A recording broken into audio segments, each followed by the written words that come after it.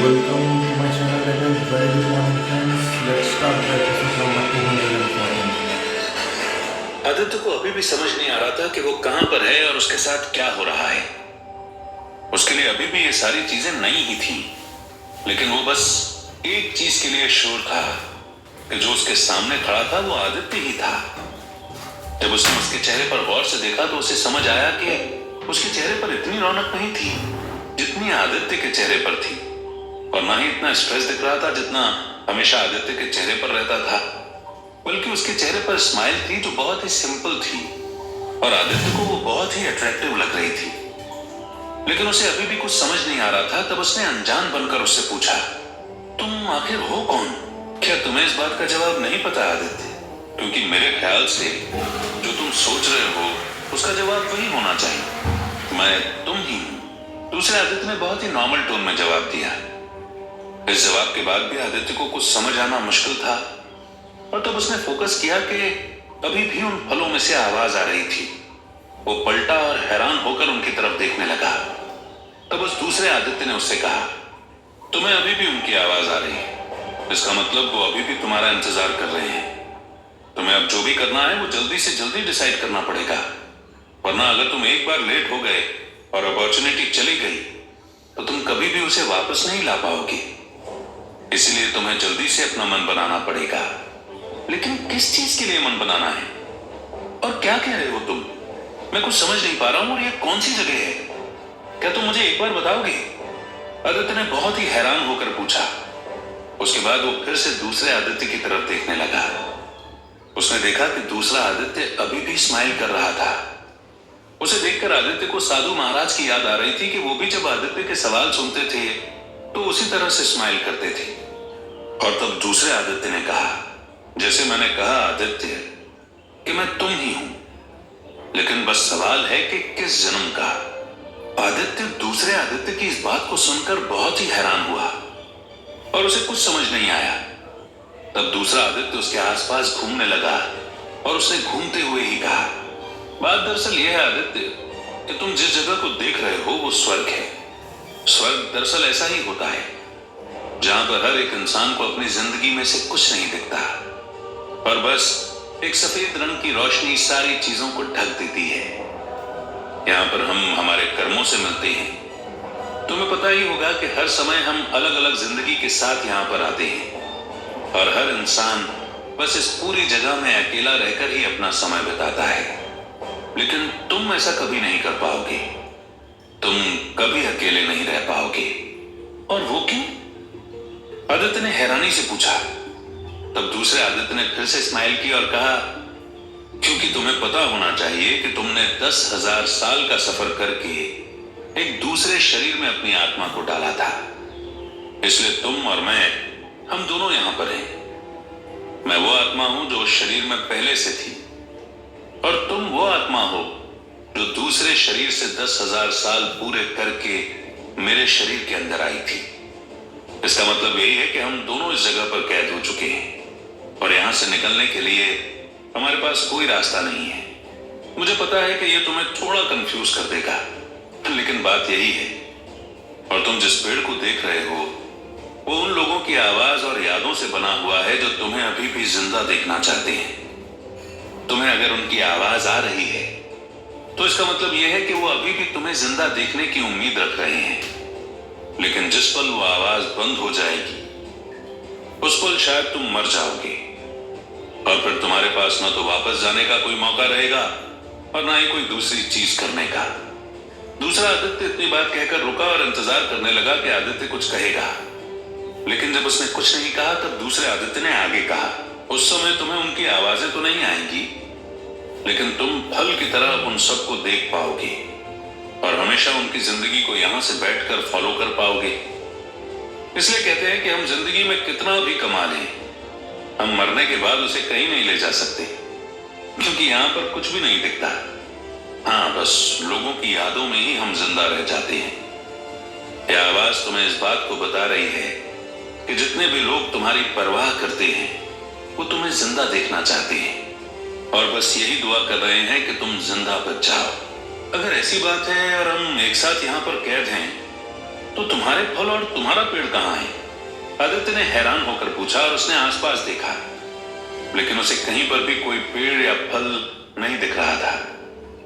तब दूसरे आदित्य ने एक स्माइल के साथ आदित्य की तरफ देखते हुए कहा कि मेरा कोई पेड़ नहीं है आदित्य, क्योंकि मेरी कोई याद नहीं है, और कोई याद नहीं है इसका मतलब कोई पास नहीं है, और इन सबका अल्टीमेट मीनिंग यही निकलता है कि मेरा कोई अस्तित्व नहीं है। मतलब मैं कुछ समझ नहीं पाया, तुम प्लीज सीधी बात करो, आदित्य ने कहा, और उसकी इस बात को सुनकर दूसरा आदित्य जोर जोर से हंसने लगा। पहले आदित्य को समझ नहीं आया कि ऐसा क्यों हो रहा है, लेकिन तभी दूसरे आदित्य ने अपनी हंसी कंट्रोल करते हुए कहा, हमारी यही तो प्रॉब्लम है आदित्य, कि हमें एक बार में कुछ समझ ही नहीं आता। हम हमारे दिमाग को हमारे शरीर से इतना कमजोर समझते हैं कि वो प्रॉपरली चीजों को समझ ही नहीं पाता है, और उसके बाद ही हम गलत फैसले लेकर प्रॉब्लम में फंस जाते हैं। बट आई थिंक कि ये सिर्फ हमारे साथ ही होता है, लेकिन फिर भी अगर तुम्हें कुछ समझ नहीं आया तो मैं तुम्हें समझाता हूं। तब दूसरे आदित्य ने एक गहरी सांस ली और फिर उसने उसी तरह स्माइल करते हुए कहा, देखो, जब हमने यानी कि तुमने हमारी बॉडी में से हमारी आत्माएं स्विच की थी, तब मैं वो आदित्य बन गया था जो पिछले जन्म में मरने वाला था, जिसने अपने सारे करीबी लोगों को खो दिया था, और उसे साधु महाराज नहीं मिले थे। इस हिसाब से देखें तो मैं पिछले जन्म में ही मर चुका हूं और मेरे पास कोई भी नहीं है, लेकिन तुम यहां थे और तुम बच गए, इसलिए तुम्हारे पास ये पेड़ है। अब तुम जरूर मुझसे पूछोगे कि अगर मैं मर गया तो मेरे पास पेड़ तो फिर भी हो सकता था, या फिर एक पौधा ही चल जाता, तो मेरे पास क्यों नहीं है?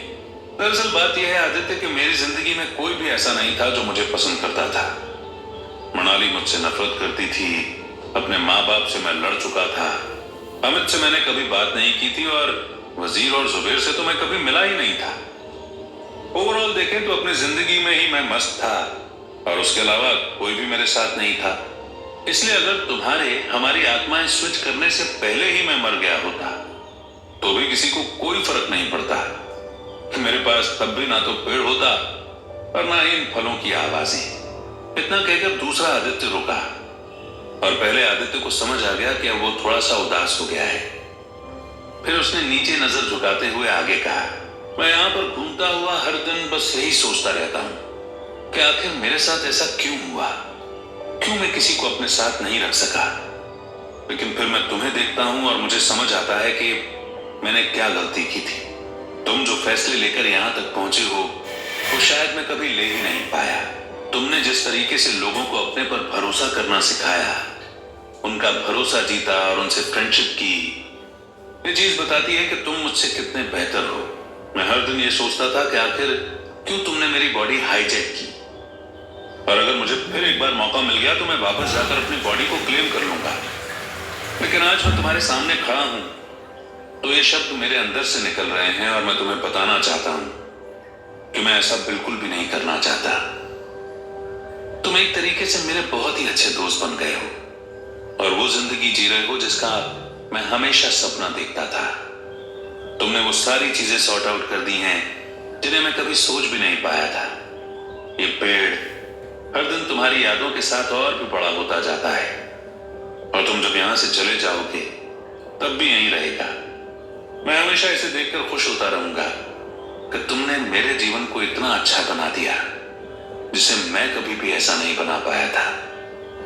पर तुमसे मेरी एक रिक्वेस्ट है आदित्य। और वो क्या?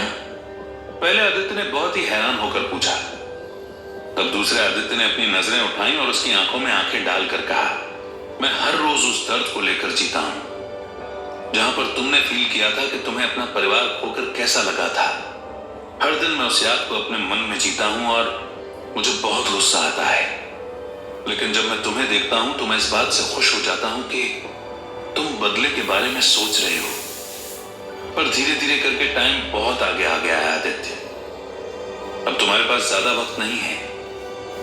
आज भी तुम बिल्कुल मरने की स्थिति में ही आ गए हो, पर मुझे और तुम्हें, हम दोनों को पता है कि तुम वापस जा रहे हो। लेकिन तुम्हें इस बात का फैसला करना होगा कि अब हमारे उस बदले को तुम्हें जल्द से जल्द लेना होगा।